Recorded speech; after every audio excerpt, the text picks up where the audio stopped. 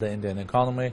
We think in the coming decade we can be speaking about a $10 trillion economy. जो इस वक्त मेरे सामने खबर है, India is $10 trillion economy in making, ये कहा है वर्ल्ड इकोनॉमिक फोरम के प्रेसिडेंट ने। लेकिन अगले 6 माह में जो पाकिस्तान को पेमेंट्स करनी है, जो उसका वॉल्यूम है वो बहुत ही ह्यूज है। इंडिया में मोदी एरा है। हमें अगले साल तकरीबन $25 बिलियन की जरूरत है। पाकिस्तान की तरक्की का अगर रास्ता कोई जाता है तो वो भारत की तरफ से जाता है कि उसका दरवाजा भारत से ही खुलेगा। यहाँ पर जो चंद आर्टिकल्स मौजूद हैं उसके अंदर एक में ये बताया जा रहा है कि India could become the world's third largest economy in the next 5 years। क्या हाफिज सईद साहब भी ये चाहते हैं कि पाकिस्तान और इंडिया के दरमियान अमन हो जाए? मोदी की भी पिक्चर थी जिसको वो इतना बुरा समझते, उसकी फोटो भी लगाई थी। अभी उसके नाम की आरती भी गाएंगे, रुक जाओ। लेकिन इससे बढ़ के भी एक इम्पॉर्टेंट डेवलपमेंट है और वो ये है कि बांग्लादेश जो है उसके जो फॉरेन मिनिस्टर हैं वो अपने पहले विजिट पे इंडिया आ रहे हैं। Pakistan must use Indian formula to overcome economic crisis. One reason is to say thank you India.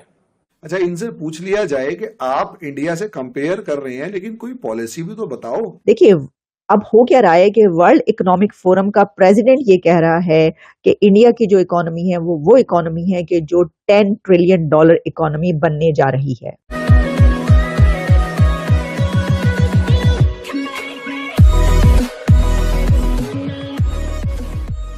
नमस्कार दोस्तों, अब सिचुएशन ऐसी है कि इंडिया की कोई भी अच्छी न्यूज हो पाकिस्तान से देखी नहीं जाती। अब पहले ऐसा हुआ करता था कि पूरा का पूरा west block including China, Turkey और अरब कंट्रीज जो थे वो पूरी तरीके से पाकिस्तान के साथ खड़े हुए दिखाई देते थे पहले अच्छे खासे समय के लिए। अब देखिए, अमेरिका जहां पहले जाता था, आज भी सिचुएशन ऐसी है कि बहुत सारे बड़ी मात्रा में कंट्रीज ऐसे है कि अमेरिका जिस तरफ भी जाएगा उस तरफ ये सारे कंट्रीज उनका झुकाव हो जाएगा। तो अमेरिका को रशिया के खिलाफ पाकिस्तान की जरूरत थी अफगानिस्तान के अंदर और फिर ओसामा बिन लादेन को ढूंढने के लिए। तो ये सारी सिचुएशन में अमेरिका ने सपोर्ट किया पाकिस्तान को, इंडिया के खिलाफ रहा। तो ये सारे जो उनको सपोर्ट करने वाले कंट्रीज थे या फिर आप कहो कि जो इनके अलाई थे वो सारे के सारे उनकी तरफ रहे। लेकिन इंडिया ने साइलेंटली मतलब यहाँ पर प्रोग्रेस की और आज सिचुएशन ऐसी है कि दुनिया के अच्छे अच्छे लोग आने वाले कुछ सालों के अंदर ही इंडिया 10 ट्रिलियन की इकोनॉमी बन जाएगी, ऐसे यहाँ पर इस टाइप की सिचुएशन क्रिएट होती हुई दिख रही है या फिर कहे कि भविष्यवाणी कर रहे हैं। और वही पाकिस्तानी मीडिया को राज नहीं आता। एक तो ऊपर से $600-700 बिलियन के रिजर्व्स पड़े हैं पाकिस्तान के पास, 3-4-5 बिलियन के रिजर्व्स पड़े हैं। ये तो मतलब हर समय पर यहाँ पर डिस्कस होता है। उसके अलावा इंडिया के पास अलग अलग जो सेक्शन है, अलग अलग जो सेक्टर है उसमें अच्छी खासी ग्रोथ होती हुई दिखती है, जबकि पाकिस्तान के पास कोई ऐसा सेक्टर नहीं है। लेकिन पाकिस्तान अब कुछ कर नहीं सकता। इसी के साथ ही वीडियो शुरू करते हैं। और हाँ दोस्तों, एक और रिक्वेस्ट है आपसे कि कृपया करके हमें सुपर थैंक्स के माध्यम से मदद करना ना भूलें। जरा बात के लेते हैं कि एक बड़ा फोरम वर्ल्ड इकोनॉमिक फोरम जो कि स्टार्ट हो चुका है, इसका 24th एडिशन, जिसमें दुनिया भर के कंट्रीज शामिल हो रहे हैं और इसके कुछ थीम्स भी मौजूद हैं और तमाम कंट्रीज अपना अपना एजेंडा लेकर पहुंचे हैं। लेकिन जो इस वक्त मेरे सामने खबर है, इसमें जो वर्ल्ड इकोनॉमिक WEF के प्रेसिडेंट हैं बोर्गे ब्रेंडे, उनका एक इंटरव्यू जो कि इंडिया के एक जर्नलिस्ट ने लिया, जिसमें उन्होंने ये कहा है कि India is a 10 trillion economy in making. सिर्फ यही नहीं, बल्कि अगर आप वर्ल्ड इकोनॉमिक फोरम की साइट पर जाते हैं तो वहां पर जो चंद आर्टिकल्स मौजूद हैं उसके अंदर एक में ये बताया जा रहा है कि India could become the world's third largest economy in the next 5 years, कि अगले 5 सालों में इंडिया की जो है वो थर्ड लार्जेस्ट इकोनॉमी दुनिया की बनने जा रहा है या बन सकता है। हेयर्स हाउ, उसमें सारी बातें बताई गई हैं, कैसे बन सकता है, क्या क्या कुछ हो रहा है। 2023 कहा जा रहा है कि was a landmark year for India, जैसे कि इसमें जो G20 की प्रेसिडेंसी थी वो रही, जो अचीवमेंट्स हासिल की गई, और इसमें एक defining role in shaping the future of the global economy in 2024 and beyond for India. ये बात इसके अंदर की गई है और भी बहुत ज्यादा डिटेल्स हैं, सब पर हम बात करने बैठेंगे तो हम उसको कंप्लीट नहीं कर पाएंगे। लेकिन देखिए अब हो क्या रहा है कि वर्ल्ड इकोनॉमिक फोरम का प्रेसिडेंट ये कह रहा है कि इंडिया की जो इकोनॉमी है वो इकोनॉमी है कि जो $10 ट्रिलियन इकोनॉमी बनने जा रही है। और वहीं पर ये बताया जा रहा है कि थर्ड लार्जेस्ट इकोनॉमी जो है नेक्स्ट 5 years में इंडिया बन जाएगा। अच्छा, ये तो मैंने आपका इसका एक पॉइंट आप तक पहुंचाया, लेकिन जो वर्ल्ड इकोनॉमिक फोरम की ये मीटिंग है, इसमें more than 28,000 leaders from across the world join कर रहे हैं इसको। 54th world economic forum annual meeting जो है इसको, और इसमें रिप्रेजेंटेटिव्स जो हैं वो तकरीबन 60 कंट्रीज जो हैं इसमें पार्टिसिपेट कर रहे हैं। 5 डे जो है इसमें सारी टॉक्स जो हैं वो चलेंगी। और जब हम ये देखते हैं कि इसमें जब पूरी दुनिया के लोग आ रहे हैं और जाहिर है कि तमाम पूरी दुनिया के कंट्रीज अपने अपना शोकेस करते हैं, बताते हैं कि उनके पास क्या है और क्या नहीं है।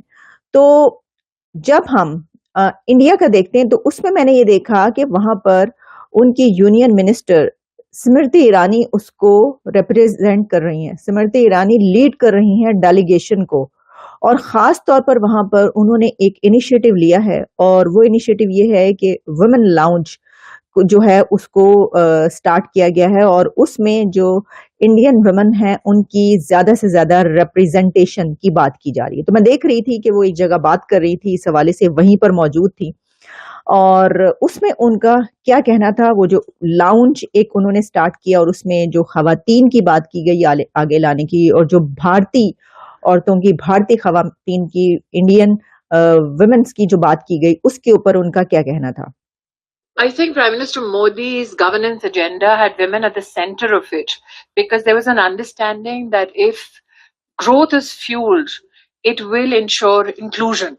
And one of the greatest successes of his inclusive growth agenda has been the female component of our economy. लेकिन इससे बढ़ के भी एक इम्पॉर्टेंट डेवलपमेंट है, और वो ये है कि बांग्लादेश जो है उसके जो फॉरेन मिनिस्टर हैं वो अपने पहले विजिट पे इंडिया आ रहे हैं for multiple reasons. One reason is to say thank you India, ठीक है जी।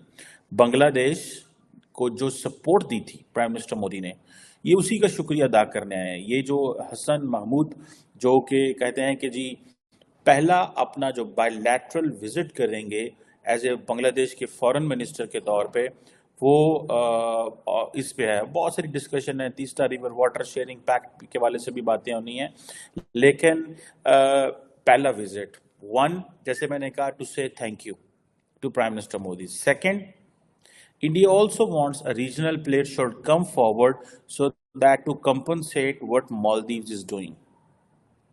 Maldives का जो एपिसोड है, do not underestimate इसकी जो nuisance value जो है, ठीक है जनाब, इसकी nuisance value बहुत ज़्यादा है। अब जिस तरह जो इंडिया का स्टेचर है, जिस तरह इंडिया अपने आप को दुनिया में प्रोजेक्ट कर रहा है, और जिस तरह इंडिया को दुनिया देख रही है, the way Maldives is treating being a small tiny country but a sovereign independent nation, ठीक है, it's a very challenging thing for India कि उन्होंने इसको कैसे करना है। So that is why ये जो है इंडिया ने भी उनको इनविटेशन भेजा है, ठीक है जी, पर्टिकुलरली। और ये जो इनविटेशन है, ये बेसिकली जो ऑब्जर्वर रिसर्च फाउंडेशन जो है उसने भेजा है कि वो जो एनुअल एक होती है राइजीना डायलॉग होता है 21 से 23 फरवरी में, उस हवाले से।